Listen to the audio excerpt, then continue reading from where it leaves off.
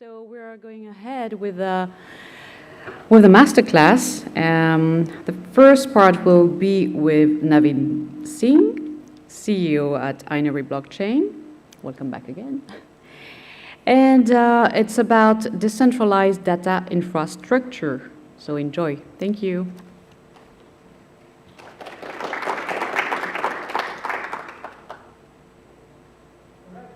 Let's get started. Can you hear me right? There we go. So we're going to start this first masterclass. The way we're going to approach this is Naveem and I are going to have a short interview, a couple of questions, but then it's mostly your moment to take advantage of having this great guy over here and loading all your questions onto him and making his life a bit difficult for the next hour and a half. So let's get started. Naveen. Hello everyone. What's happening? Oh, you want to try this one? Is that one working? Yeah.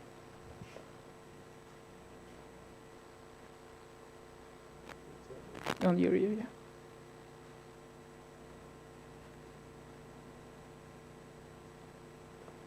Hello everyone. Can you guys hear me? Yeah, Now it's perfect. it's working. All right. Sorry, technical things, it needs time. We need adaptation. It comes slowly. So hello everyone again. I think a lot of new faces. The guys who were before here, they left. They had enough of us. So, my name is Naveen and I'm representing our company, which is a layer 1 blockchain called Inery, which is one of the few blockchains which is specifically focusing on the data management part. So we just are focused on the problems which we have in the space of data. And we will be here talking about that, and I'll be delighted to answer your questions at the best of my capabilities, whatever I could. So let's start. Yeah? Let's start. So why proximity data centers and not centralized servers? Well, everything now is centralized servers, and all these centralized servers are now in the data centers. They are working fine. They are giving us a lot of speed. The problem is all the hacks, the security. There are two major issues. The first issue is security, and I think none of us wants to have our private data to be compromised. I mean, I'm sure you have your private data, which you told before, your private keys. In a piece of paper? Yes. You don't want to be them in the server, and you don't want to be them get hacked. And then it's your financial assets, but there is other kind of data like medical data. There is other kind of data which is your private data, even if it's your private photographs, which you should have the right to decide who you share with. So the problem with the data centers and the servers are, when it comes to the privacy and the security of the data, they are not doing the job at the scale they should do. There are around 40 to 65% hacks in centralized servers. Wow. And the reason is because there's one IP address, and the hackers, they don't have to work very hard to get hold of that. And once you are in there, it doesn't matter how much firewall, cybersecurity, and things you do. Once you are in there, you are in there. And then you have the full, as a hacker, you have then full control. So you don't even, they don't even steal our data, but they most of the times also damage the data. So they can just use the delete command and the data is gone, which is the biggest nightmare for big corporations, even us as a private people. And they can even ask ransom for that data. Well, they do that, yeah. Yeah. There's also, when thinking like out loud, centralized servers, there's a physical restrictions to it all. They demand a lot of space, right? They demand a lot of space, they demand a lot of energy, and the cost of having your data on AWS or Azure or other clouds is recurrent costs every month.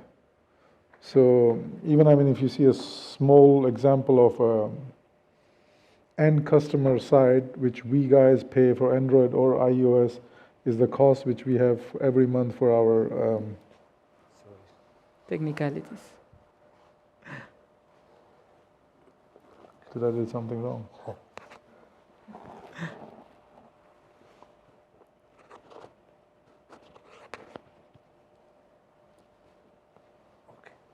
good? Thank you. Thank you. So what I was saying is we are paying every month cost for our iCloud or for Android to store our pictures or the data which we have. These recurrent costs are every corporation is paying. This is not what you have to do in blockchain. In blockchain, once you put the data on the blockchain, you actually own the space or the data on the blockchain. So there is no recurrent cost, which makes it much more cost effective, which is the second aspect after the security. So having a data on the blockchain is the whole data replicated over hundreds of nodes, which are anonymous people all around the web, all around the world. Anybody can be a master node. Anybody can actually be a node of a public blockchain. Of course, you have to have some kind of specifications you have to fill for the hardware and some kind of staking protocols for the POS, proof of stake blockchains, which you need to do. But fulfilling those conditions, you can become a node and nobody knows who you are. So as long as a copy of a blockchain is live on one node, your data is always there. And it's very, very difficult. It's almost impossible. We call it 99.9% to hack a blockchain because you can compromise maybe 1 or 2 or 5 nodes, but you cannot compromise the whole system of a public blockchain. So let me see if I get this straight. Decentralized data centers, they would compete against somebody like Google, right? In terms of data storage, is that correct? They will compete against Microsoft, Google, Amazon, everyone. But there are still limitations of what you can do on the decentralized space with the data. The solutions or the features which Amazon Web Services or AWS, which started maybe 20 years back, is providing now cannot be completely replicated, or the same solutions cannot be done on the blockchain. We are way too early. We are in the very early times, in the beginning of this Web 3.0 revolution. I think we will cope up, or we will even scale up and be better than AWS in the next coming 5 to 10 years maximum. So you could have actually everything which AWS is providing you, or Microsoft, or even SAP, on the decentralized part in coming few years. Something that I'm thinking about, we're talking about putting data in decentralized nodes, so it makes it more secure because it should not be, it's very, very difficult to hack. But it also, I think, it might mean in the minds of somebody, perhaps government, mean a loss of control. So for example, national ID data. I'm pretty sure that governments want to keep that safe, but also want to control that. Do you imagine yourself, do you imagine governments going for a decentralized solution to this kind of problem? So there are two aspects to it. You know, there is one public blockchain where an individual or a government who puts the data on the blockchain actually owns the rights to that data through the private key, and they own the right to share the data through the public key. But what you're saying, when it comes to institutions or the governments, the real security of the data actually lies in public blockchain. If you have a private blockchain, it's at least my personal opinion, you lose the real benefit of the blockchain, because it's a set of servers which one entity controls. So okay, your data is replicated and your data is on maybe 20, 30, 50 servers, which are your nodes, but you are the one who's actually kind of owner of all these structures, so you can manipulate the blocks which are being done in the blockchain. Whereas in the public blockchain, this is not possible. So do government lose the control? No, because in the end, if they use public blockchain, and as long as they are in possession of their private key, they are the real owner of the data. They don't lose control. In their minds, I think we are still very early, so they would think that they are losing control because nobody owns the blockchain. It's all run by random people. Doesn't sound very good for the governments, but whatever we have at the moment, technological, I think it's much more safe than that. Now, from a cost-effective point of view, is it efficient to use the blockchain technology right now, or what is it efficient for, cost, in terms of cost efficiency? So the blockchain technology is comparatively very cost efficient for the solutions it's providing. Let's maybe I will give an example of our own project, which is the Inery Layer 1 blockchain, the full decentralized data management system. If you compare us with other big corporations, which I give you example before, there is no recurrent costs. The cost of setup is very low. The cost of maintenance is very low. Putting a data in a completely secure manner for maybe a few years is very low as comparison to the corporations, because we eliminate this big cost of data centers. You know, just the energy cost of data center to keep it cool, the servers where they are, is enormous. Then you have a space, then you have fiber optics, you have firewalls, you have cybersecurity protocols, you have people. All these costs are eliminated when it's a blockchain, because it's a self-running system based on a community which are the nodes who build it. So I think the limitations is that the blockchain at this moment cannot provide all the features which the centralized cloud centers or the data centers are doing, but what features it provides is much more cost effective. I think we'll call it, I think the cost of blockchain is 1/100th as comparison to those centralized cloud servers. And let's say I'm a company and we'll go into and take the advantages of the blockchain technology. What competitive edge will I have against those that don't embrace this technology? Well, your rivals cannot steal your data. That's the biggest competitive advantage. Let's say we are two companies here, you are using blockchain technologies and I'm using the old school server part.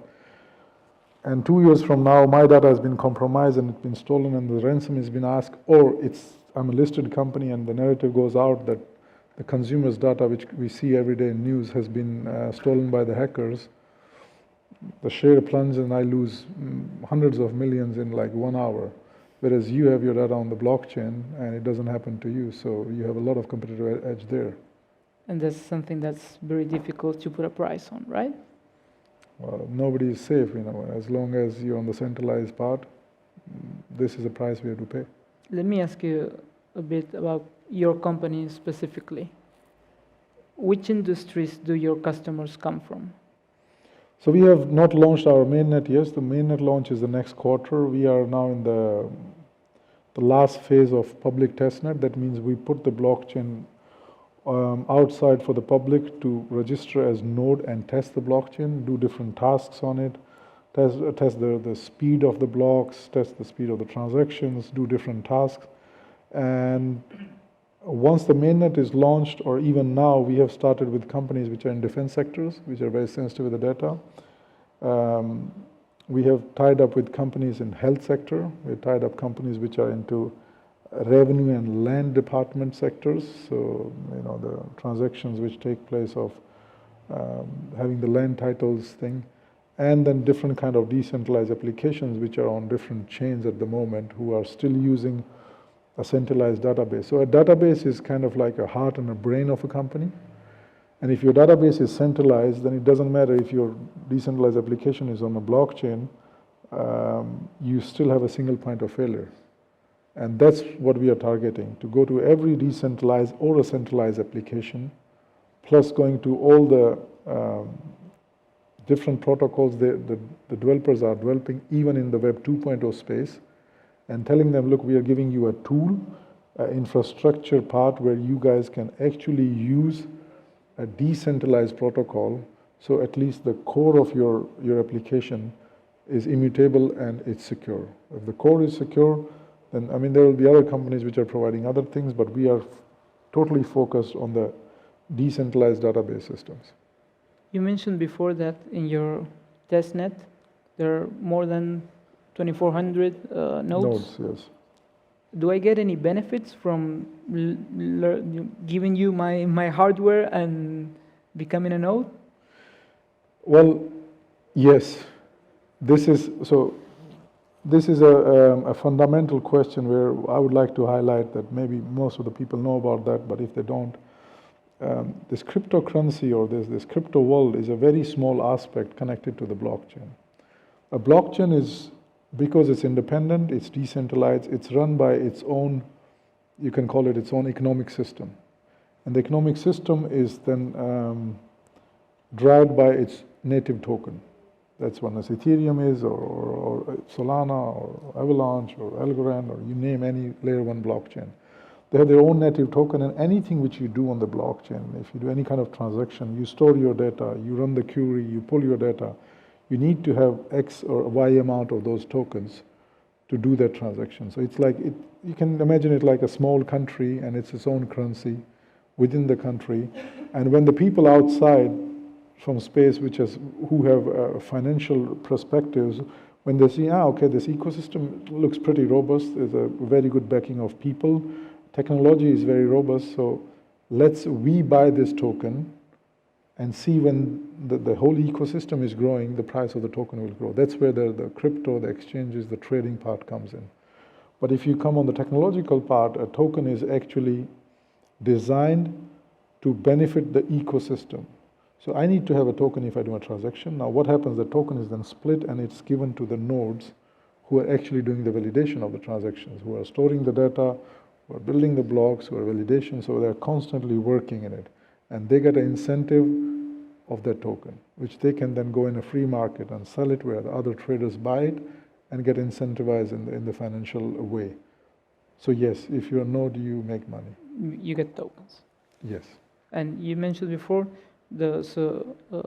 it's a proof of stake consensus, right? It's a proof of stake. Let's talk a little bit about that. Oh my God, we're being hacked. We got proof of stake and we have proof of work. Yes.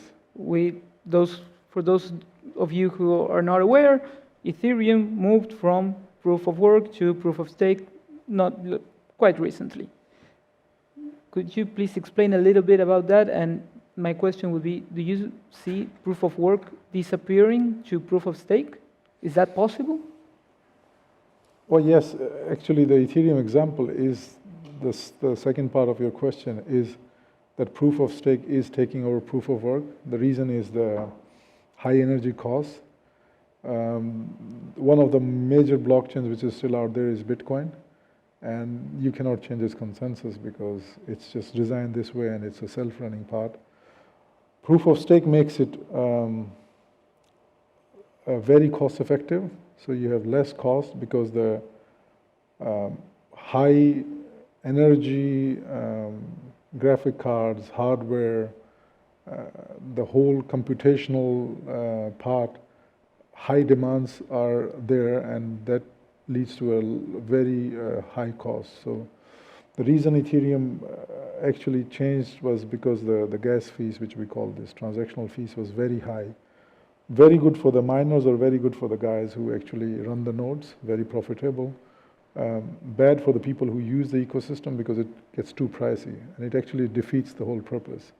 So this balance was kind of not there and it was disbalanced, and now making it proof of stake, it's balanced. So the proof of work is you actually work to solve the validation algorithm, and the proof of stake is you stake X number of tokens to become the node, which is kind of your security, that if you don't adhere to the rules or the regulations of the ecosystem, then those tokens can be kind of confiscated, and then you could be thrown out of the system. It's like a deposit, you can put it that way. Yes, like a fixed deposit.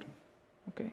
And what's the minimum required on your layer 1 blockchain for the staking, for being a node under proof of stake? So we started, in the beginning we put it 50,000 tokens, but then we thought that the same problem will happen, which is now happening with the Ethereum, because Ethereum started with, I think, less than $1, and now it went to $4,000. Mm-hmm. So if you just put it in the tokens, it comes to a price where you cannot actually become a node. So we now came it and we said, look, we're going to peg it for $15,000. So the amount of tokens which are equivalent to $50,000, you can become a master node. You can become a light node in much less. The light nodes are not the ones who run the full blockchain on their system. They just do small transaction validations. And now pegging it to the 15,000 USDT, we actually eliminate the risk of the token goes too high or too low. it's still, all the avenues are open for the people who wants to come and join the node So infrastructure. the token equivalent of 50K. If you have 15K. 15. Okay, good. Now this is a more philosophical kind of question. Blockchain, as I understand it, means perhaps incorporating and analyzing more data than before, or the same data in a better way. So why are we humans constantly looking for more data? And is our mind, like from a evolutionary point of view, can we actually manage all that data? Well, I don't know about others, but I don't think I cannot manage that data. You see, we get like every day few hundred messages on Telegram, and then at least few hundred on WhatsApp, and then you get emails, and then you get people writing on your LinkedIn, and then on Twitter. And we try to stay on that, but in the end, I end up forgetting a lot of people's names, which is not a nice thing, and then a lot of things. So, we are consuming constantly a lot of data. Can we process it all? Can we keep it in a memory? Can we retrieve it when it's needed?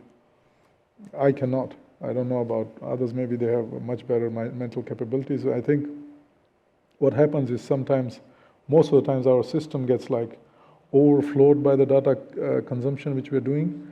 And in the end, it just doesn't make any sense, because the whole data mixes up and you forget what day it was and who said what and this and that. I think it's going to go more and more with the applications which is coming in, and the way internet and the smartphones and the communications and the connectivity is connecting us all. I think data is going to be the biggest asset, and also it's going to be huge amounts of data coming, generating every day, more and more. Yeah, and one could beg the question, if all that excessive amount of data is giving us any proper value added. I mean, couldn't we be getting the same output with perhaps less data? Or less data analysis? The more data is actually better. It just depends if you can analyze the data properly or not.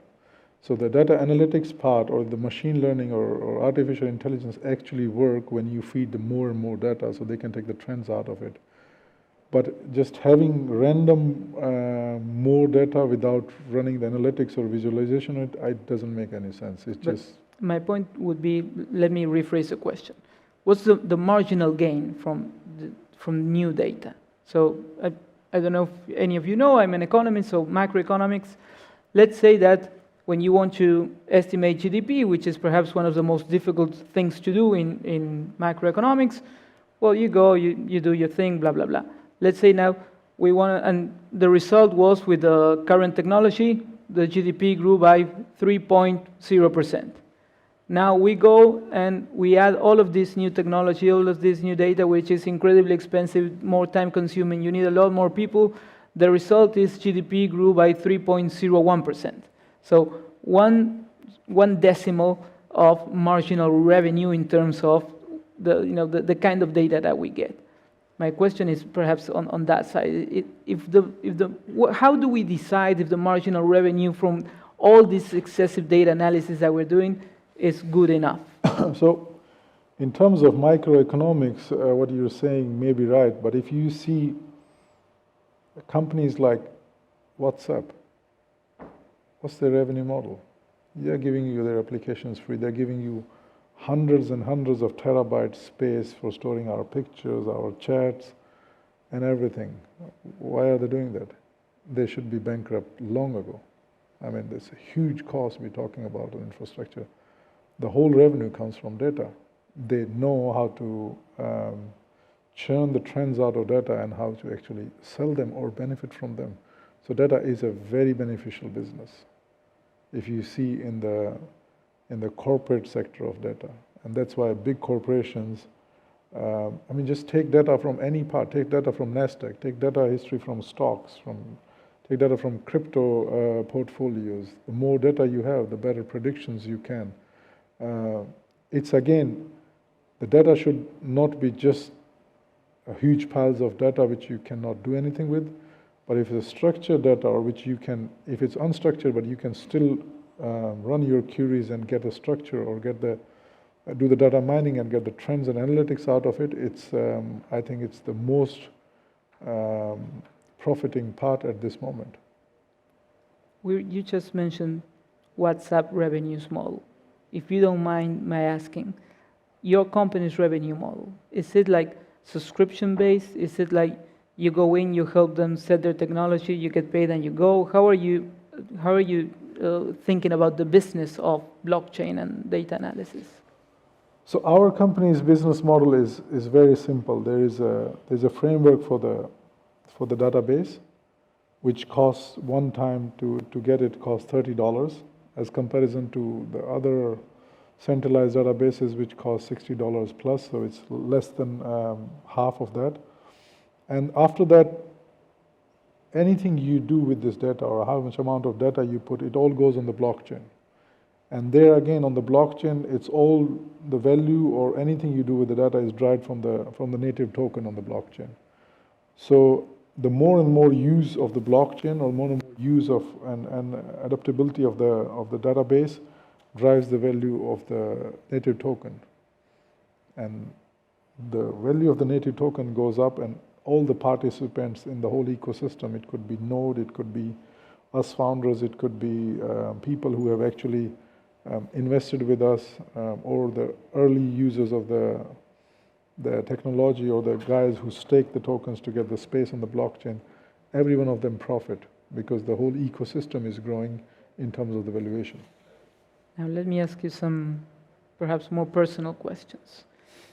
How did you get into this business? Because, I mean, blockchain wasn't born when we were born. I mean, it's quite new. So blockchain came after us.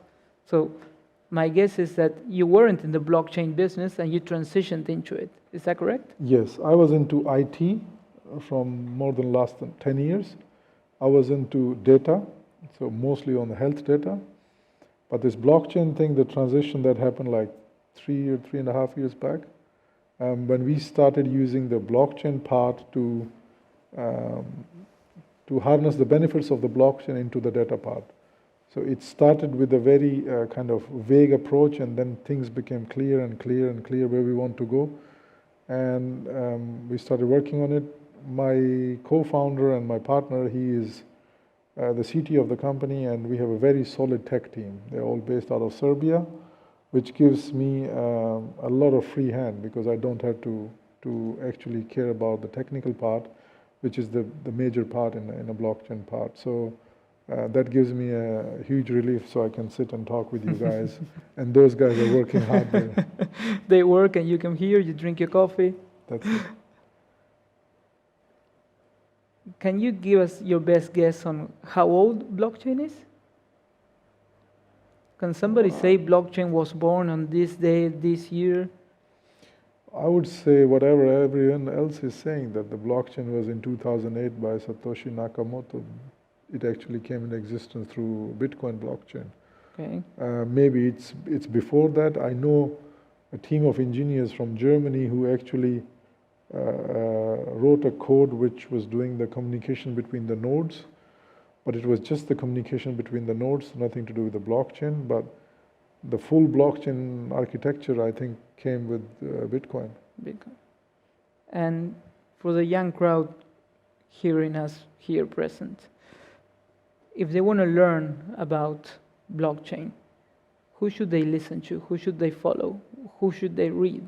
Because it's not easy to get like good quality information about this topic, which is kind of difficult to grasp. So what would you recommend in order to start getting into this business? I think now it's a lot of literature and a lot of things available in the public domain, which is all free of cost. So starting from, I mean, of course you need to filter out, starting from YouTubes to Udemy to different other universities, and now it's Harvard, University of California. There are a lot of publications about how actually proof of stake works, proof of work works, and all these things. I think there is a lot of thing now on there, and a lot of other guys, influencers, who make it very easy to actually make people understand what those technical guys were saying. I think it's now, as compared to 5 years back, is much easier. I mean, I started it in 2016, I think, end 15, 16, with a book on blockchain, which I understood half of it. But now, if you see in YouTube, there are people giving amazing explanations.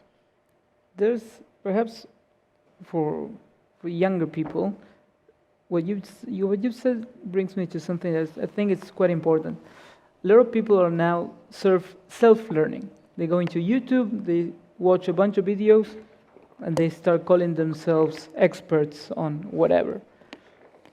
People from my generation, I'm 37, we are used to like formal studying, going to university, getting your degree, then getting a master's, then perhaps getting a PhD.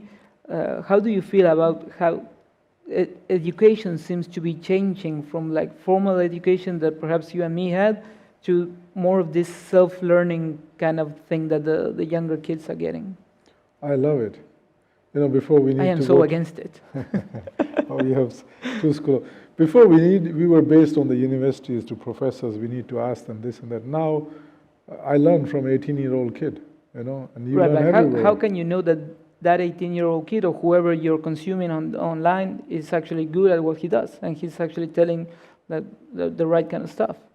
How do you know that your professors are writing the right thing? That's true, but there's some sort of validation from the institution. Only validation from institution, you know. Well, this is a wild, wild west. There is no institution. There is a self-regulated party, and that's the revolution which is coming. So I can feel your pain. I come from the same school, but we have to adopt it. Okay, I saw somebody clapping there. Those are the guys that learn from YouTube. You're gonna get a surgeon that went to YouTube school, and then we're gonna have the same conversation. Well, as long as he saves my life, I'm okay with it. You know? Hopefully. Hopefully, yeah. I was reading the website from your company, and in your roadmap it says, and correct me if I'm wrong, for the future it says importing existing, like what are your next goals, right?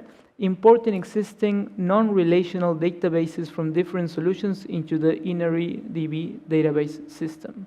So what databases, what industries are you aiming for and why? So normally there are two kinds of databases. One is relational and one is non-relational. And ours is non-relational because it's much more flexible. So relational database is like MySQL. It's a SQL-based database which the rules are very tight and there are limited things which you can do with the data. Data is structured, whereas non-relational, you can do a lot with the data. The freedom is actually a lot more. So we decided to go with the non-relational, which is now increasing very fast. Still, the 60% of the database is used until now were relational, but now non-relational has started 10 years back and has now took over 40% of the whole market. And within non-relational, there are different databases which have different protocols and they are based on different languages. And they support different other languages. For example, even a WordPress website, you can choose what kind of database you'll be using. So we will be adopting all of them into the blockchain technologies. So you would have a framework which is, let's say you can build a WordPress website using a fully decentralized database without even being a professor or knowing about blockchain. You're just a simple web developer. You are developing a website in WordPress, and you can choose Inery database, and you can actually harness the benefits of the blockchain. So your website is maybe hosted on a server, which maybe tomorrow can be hacked because it's on a centralized server. But the data which is on the blockchain, the backend, would always be there. So nobody can actually go hack your website and delete everything out of that. So what we want to do is we want to go to the mass adoption of decentralized databases, you know, so that all the databases which are there, you add a decentralized part of the database there, and then you build different libraries of different languages, and then you also build different protocols so that all existing blockchains or decentralized applications on the blockchain can use your database without facing the trouble of, okay, this is a different language, I cannot do that, or I have to again start from zero to build my application. You don't have to do that. You can actually just seamless transfer from centralized database to decentralized database. This is what we are trying to do. And perhaps one final question before we move on to your interaction with the audience. We've been talking mostly over-the-top solutions from blockchain, but how do you imagine blockchain changing everyday life in the near future? Well, you see a lot of 18-year-old guys going in Lamborghinis. That's how it's changing. That's their life. Well, you ask lives. Their lives matter too. So I think we're in the very start of blockchain, and again, crypto is a small part, financial part, which is related to the blockchain. You will see a more and more technological intervention, or I would say participation of blockchain in the web space, and you would see more and more people who will come and say, okay, for me, very important is that I'm the owner of my data, or I'm the owner of my participation of internet, which is the Web 3.0 revolution about.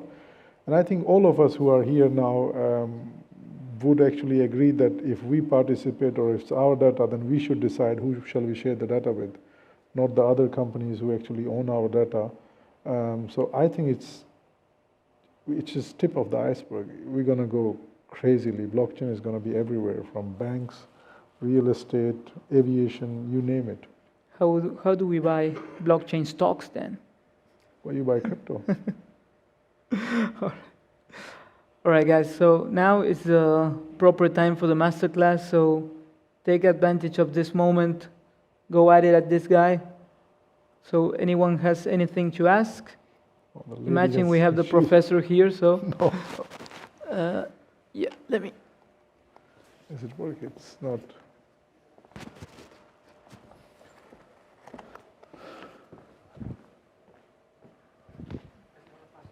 Yeah, thank you.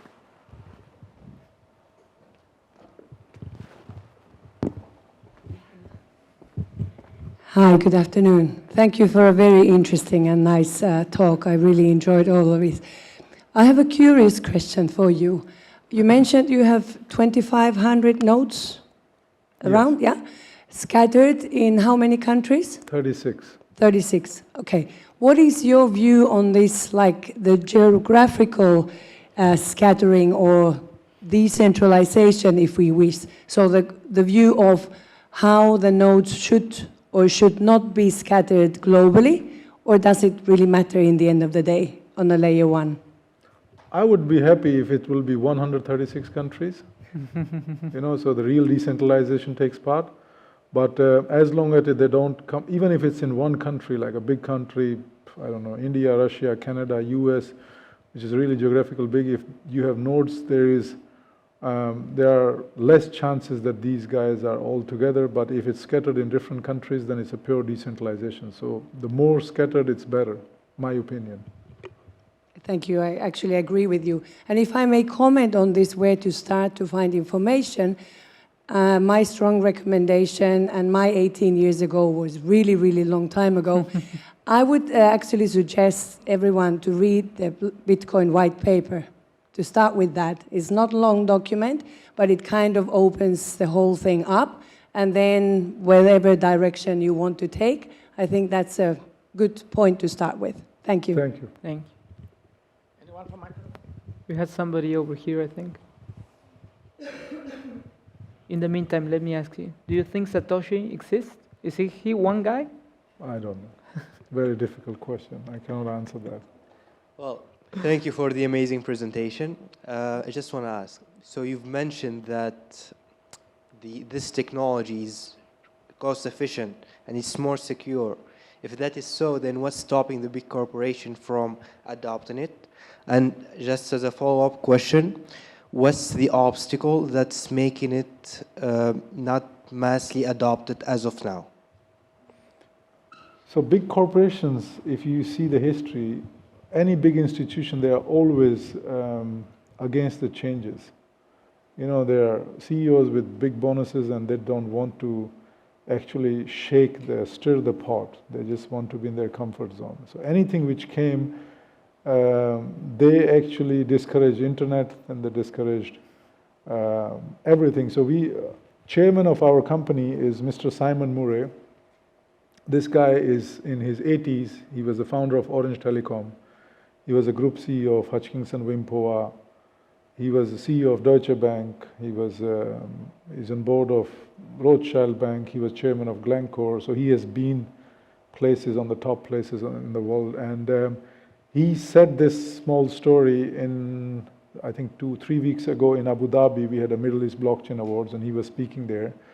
When telecoms, mobile phones came, he was the group CEO of Hutchinson that time, and he said to the owner of Hutchinson, Mr. Lee, who was one of the richest Chinese or one of the richest men in the world, that we should actually adopt mobile telephone and we should use it and we should invest into it. So he told him, Simon, this technology is never going to work.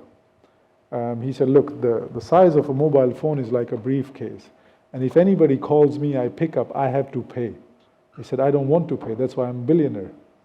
So who's gonna buy a mobile phone if you call you and you pay? And then Simon said, I told him, this is actually your convenience that you can talk to somebody when you are in car, instead of going home or in office and telling your assistant to call them and bring them online and this and that. So it's gonna work, it's all about convenience. They didn't believe it. And the biggest opposition of mobile phone companies was, I don't know how many guys you know, were all the big telecom giants. From AT&T to everyone. They were all against mobile because they were making their revenues through landline, and they were absolutely against mobile companies. And what happened then? When the convenience is there, when you are actually solving a problem and there is actual use case, the technology is gonna grow. I think one of the CEO of, I think, JP Morgan or Goldman Sachs in 2016 said that crypto is absolutely scam and nothing will happen. And now see what they're doing, they're building funds of billions to invest in that. That thing happened in 5 years. Just imagine what happened in the next 5 years. Okay, great analogy. Just one thing. So when you mentioned about the mobile phone, you are at least giving an argument against it. Okay, you have to pay. What's the argument against this technology? You don't have to pay. So there's no argument against it. What's the argument against Data blockchain? chain. I Yeah, cannot blockchain. speak against blockchain, buddy. No. You don't do that.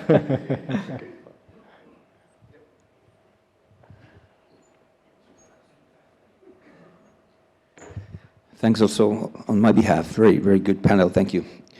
Or fire chat. But yeah, you mentioned about the token has a minimum role. Let me politely disagree. First of all, I believe that you said that the with validations and you need to have token, which is the data on the network to validate the transactions. The problem is that, for example, here in UAE, there's a law, as long as you keep your stake token on the blockchain, it's totally legal.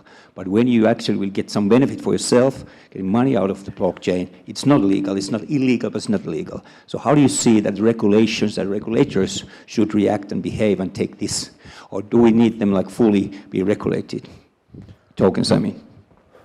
I think even regulators have decided, or they have started looking at that as long as there is a proper utility of a token, I mean, either there is a proper utilization of a token, a utility token, which is again a gray zone, because a lot of tokens, I see a lot of projects that say, okay, this is our token. I said, okay, what does your token do? Oh, you can stake it. I said, well, this is not a utility. So as long as it's a real utility where you say, for example, a layer 1 public blockchain where you say, hey, you cannot do any transaction without having tokens or gas fees in your wallet, for example, Ethereum. It's a real utility. You cannot do smart contracts without having Ethereum on your thing. As long as it's a utility, I think regulators are now starting saying, okay, utility token is okay. You can actually deal with it in a lawful manner. And I think without utility, it's still very difficult, and you don't know then which is scam and which is not scam. It's difficult to think. So I'm for utility tokens. Right, but the thing is that as long as it's on blockchain, it's providing a utility. But you get rewards, as you said, well, the blockchain is rewarding to you when you're depositing them on the blockchain. But when you withdraw your money from the blockchain, that's a problem. So how should be what's the solution? Well, if I'm a node and I cannot withdraw the money, why would I run a blockchain? This is typical human nature. It's work and incentivize. I'm sure, sir, you work somewhere and you get salary. I mean, would you work without salary? There's no regulations, that's the problem. As long as it's on blockchain, it's good for everybody. I am with you. Regulators are okay with that, but when you withdraw that, it's outlawed. I am with you, but I cannot change it, can I? What should we do? We should actually, I don't know. I have no idea what we can do, you know. Should we educate the regulators? Central bank? Difficult task. We can try. As long as they don't put us in jail, it's okay. Hi Naveen, thank you for providing so much value and really coming in and giving us the talk today. I'm Ramzi and I've got a question about your staking mechanism. So firstly, like with a 5-figure minimum requirement, do you see third parties kind of coming in on chain or in, like a CX coming in and offering like liquid staking pools for your token? And if so, do you think that like this kind of compromises security somewhat? For example, right now with Ethereum, Lido Finance has 30% of the on-chain liquid staking. So if a company comes in, say for example, gets like around 51% of all the tokens, they can kind of just put like a Sybil attack on you.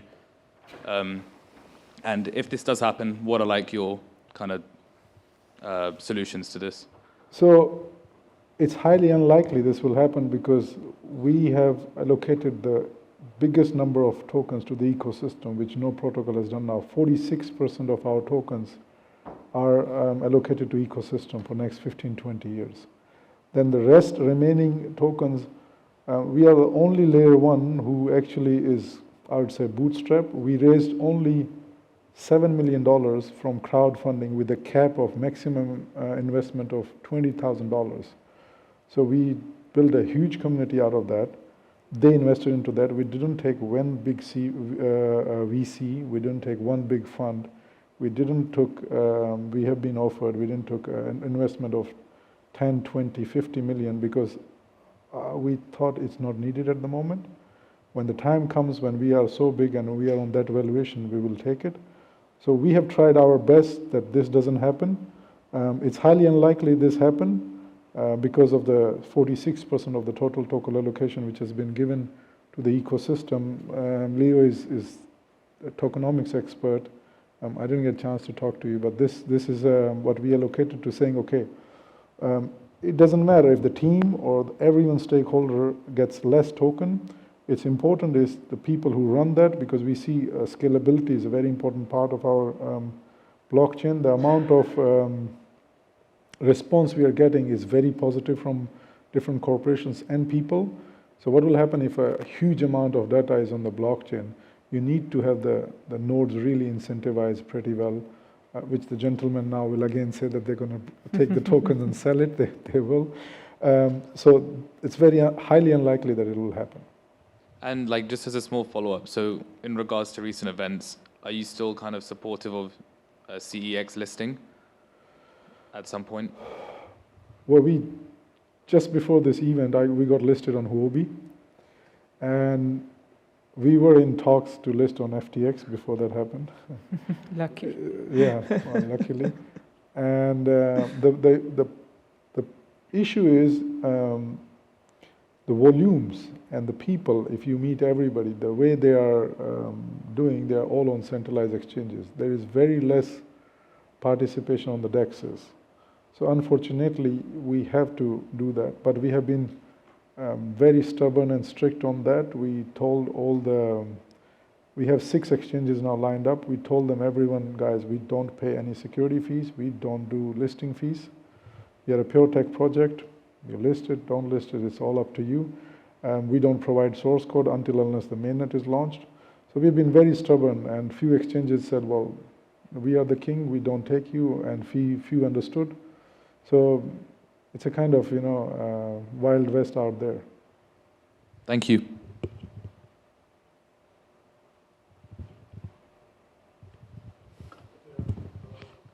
Hi, Naveen. How's it Yes, going? it's working. Oh, hello. Yes. First off, congratulations on building a layer 1, and secondly, one that's what I would consider properly decentralized with thousands of nodes. How were you able to achieve and incentivize the nodes to run a master node, and how are you able to incentivize them to continue to be a part of your network? So when we started the public testnet, I mean, this is an admission which I should not make on camera, but it's okay. It's a public blockchain. So when we started, we thought the maximum number of nodes we will attain would be like around 300. That's how we started. And we built a task system. So there are 7 tasks to be completed until the blockchain is completely tested. We did 3 rounds of private testnet. As I mentioned before, the biggest thing which we have is our tech team is very, very solid. They are all in a European country called Serbia, who's considered as a very high-level tech guys. And we started with 6 guys, and we have now 30 plus tech guys. We are tied up with 3 universities. We take a lot of fresh blood, very young and very talented guys, especially from computer sciences and mathematics, and amazing brains. So when we started with it, we put the 7 task systems, and our CTO, he is actually he's more of a business guy than techie. Is it me? Sorry. So he came up with this 7 task system, and you finish a task and you're incentivized with X amount of tokens, which are again then locked. You cannot just sell them, but you are part of the ecosystem then. And it went from 100, 200, 300, 500, and we needed to then stop and update the consensus mechanism. Because if you see any blockchain, I would not name any, but they are more or less than 100 nodes, most of the blockchain. Or even if they have a lot of nodes, their blockchain is actually regulated or actually controlled by maybe 20 nodes. And we didn't want it to do that. So if you increase the number of nodes, they have to now stop their blockchain and they have to work on their validation and consensus mechanism and stuff. And then it went up more than 1,000. And then it's like, whoa. And then it went 1,500, it went above 2,000. So I think it's our biggest success so far, much bigger than listing or doing anything else. And I think once we launch the mainnet, and within the first month we will have 1,000 master nodes. That's the feeling. I mean, I think we will have that. Thank you. Let me ask you a follow-up on that. Why do you think you were so successful in getting so many nodes at the beginning? I think we didn't do any kind of marketing. It's just word of mouth, because the technical community, they love to play with new toys, and they see, okay, there's something new which they're really trying to bring something new in the terms of data management. And the technical community just adopted us. And this is the most important part than having a big corporation adoption. The technical community is really, and that's word of mouth. Anybody else? Yeah.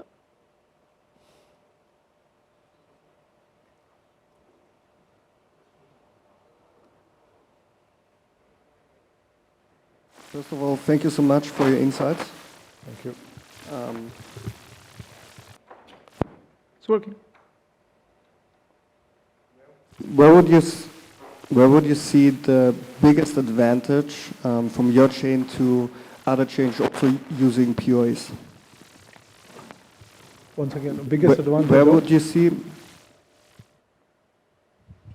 would you see the biggest advantage from your chain compared to other chains also using POS? I didn't get the question, sorry. So all the chains which are on POS? No, yeah, exactly. Where do you see your competitor advantage from the chain that you are building now? Okay. Very good question. We are not competing with anyone. There is actually no one in this space. There are a lot of layer ones. The issue with layer one is all the layer ones are kind of like competing each other to get more and more projects on their chain to build. And they're saying, okay, we got like 100 projects which are there giving grants and stuff. Whereas we are not telling anybody to come and build on our chain. We are saying, stay wherever chain you are. Just don't use centralized database. Use a decentralized database, because you cannot call yourself a decentralized application as long as you use a centralized database, because you have a single point of failure. So we are actually handing out, extending our arm and giving a tool to all the applications which are out there and telling them to adopt a decentralized database wherever it's applicable and leave the centralized. For example, decentralized exchanges, they're all using centralized databases, even they are decentralized exchanges. Decentralized application, doesn't matter if it's on Polygon, Solana, wherever, they are still using all the centralized DBs because there isn't any decentralized DB. So our narrative is very simple. Stay where you are, build on whichever chain is compatible with you. Just use the database which is decentralized. It's ours or maybe another one. Just use that. So just putting a question mark of against 200,000 plus decentralized applications there and telling them, guys, you are not decentralized unless you use a decentralized database. It's a completely different approach. Anyone else? Guys, you have grilled me enough now. Should we let him be? Should we let him go get his coffee? I'm going to run out like a bullet now. All right. Okay. There's Thank you very no much. other questions? Thank you very much, ladies and gentlemen.